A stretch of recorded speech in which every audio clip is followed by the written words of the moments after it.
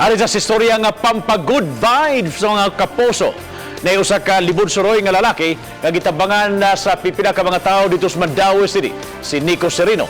Ang muhatod kanato sa atong hashtag spread kindness.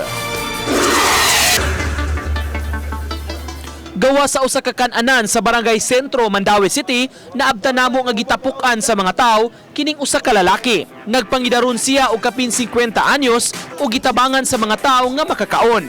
Si Renally, empleyado sa usa ka kompanya, nagkaon niadto higayuna sa usa ka fast food dihang iyang nabantayan si Lolo. Maong nakadesisyon siya nga palitan kini og pagkaon aron makakaon usab. Napil ako baka wala nang gugoy papa. So napil ako kung usa ka sakit sa usa ka anak kung makita yang papa nga dira sa kilid nga way kaon ni ikaw nagkaon ta. Ala lang. Mo to nga natando ka. Sa kamurag nasakitan ko nagkaon ko. Apan naglisod pa ang lalaki og kaon kay mabantayan nga nagkurog-kurog kini. Matod sa ubang empleyado sa City Hall, mabantayan nila nga naglibot-libot ra kini sa dapit.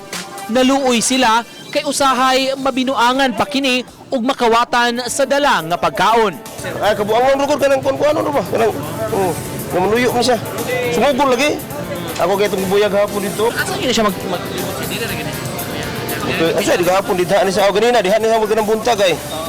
Gikuan gyapon mga bata, sumungog gyapon. Aron hingpit nga masusi ang kondisyon ni Lolo, nakadesisyon ang mga empleyado sa duol nga opisina nga mutawag og ambulansya. Giendorso nila sa CDRRMO ang maong lalaki nga maoy midala niini paingon sa ospital. Uban ni Rod Prado, Nico Sereno, Balitang Bisdak.